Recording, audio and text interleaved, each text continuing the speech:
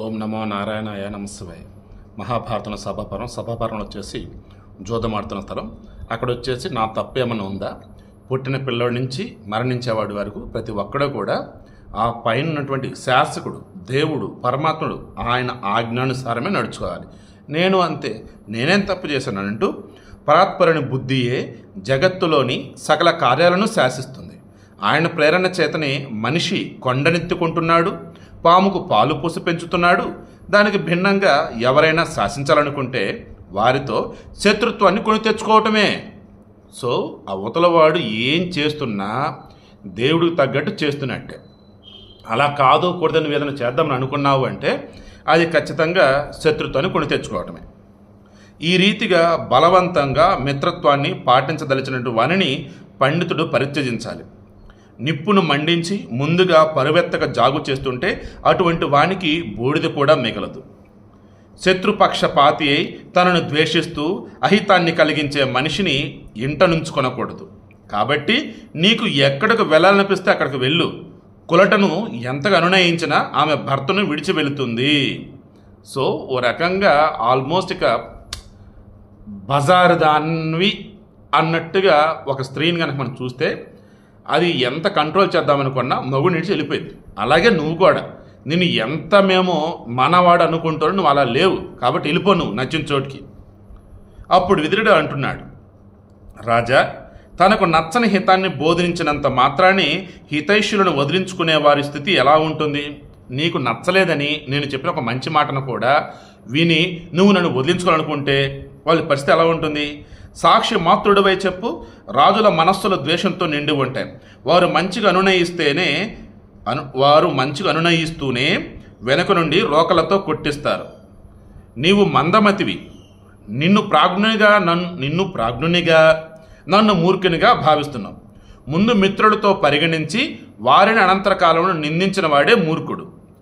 శ్రోత్రియుల ఇంటిలో దుష్ప్రవర్తన గల స్త్రీ శ్రేయోదాయకలైనటువంటి పనులకు పనికిరానట్లు మందమతిని శ్రేయో మార్గంలో నడిపించలేము. 60 ఏళ్ల ముసలివాడు పడుచు పిల్లకు నచ్చనట్లు భరతవంశ పొంగోడవైన దుర్యోధనుడికి హితవచనాలు నచ్చవు. హితాహితాలైన సర్వ కార్యాలలో నీవు ప్రియవచనాలని వినదలుచుకుంటే ఆడవారినో మందబుద్ధులనో మతి చెలించిన వారినో లేక అటువంటి వారినో సలహా అడుగు. ఈ లోకంలో మనసునకు నచ్చేటట్లు మాత్రమే మాట్లాడగల పాపాత్ములు కూడా ఉంటారు. కానీ అప్రియమైన హితాన్ని మాట్లాడేవారు వినేవారు కూడా అరుదే. ఇక ధర్మపరుడే రాజు ఇష్టనిష్టాలను పరిగణించక అప్రియమైన హితాన్ని చెప్పేవాడే రాజుకు సహాయకుడు. మహారాజా, క్రోధం తీవ్రమై తాపహేతువై కీర్తి నాశకమై కఠినమై నిందింపదగినది. పరుషవాక్యాలు దానికి మూలం. క్రోధాన్ని దిగమింకొని ప్రశాంతంగా ఉండు. నేను విచిత్ర వీరే కుమారుడైనటువంటి ధృతరాష్ట్రునకు అతని కుమారులకు ఎప్పుడు కీర్తి సంపదలు కలగాలనే కోరేవాడిని. నువ్వు ఎలా ఉండదలుచుకుంటే అలా ఉండు. నీకొక నమస్కారం. ఇక్కడ విచిత్ర వీరుని భార్య ఒకరు, నెక్స్ట్ ఇంకా అతను అన్నప్పుడు అతను ఆల్రెడీ పెళ్లి కాకుండా చచ్చిపోతాడు. పెళ్ళైన తర్వాత ఇద్దరు భార్యలకు ఒక అతనే కదా. సో ఇలా చెప్తూ ఉన్నప్పుడు ఇతను దాసికి పుట్టాడు, ఒకరికేమో పాండ్రాజు పుట్టాడు, ఒక స్త్రీకేమో ధృతరాష్ట్రుడు పుట్టాడు. ఈ ధృతరాష్ట్రుడు వచ్చేసి ఎవరి ద్వారా పుట్టినాడు? పెద్ద ఆవిడ వేరే ఆమె. దెన్ ఆమె బిడ్డలకు మంచిగా జరగాలని కోరుకుంటా. బ్రాహ్మణులు నాకు దీవెనలు నిత్తురుగాక. నీకు నమస్కారం స్వామి, నేను అన్నీ కరెక్ట్గానే ఉన్నా అన్నాడు. కురునందన, నేను నిశ్చల మనస్కుడినై నీకు ఇది చెబుతున్నాను.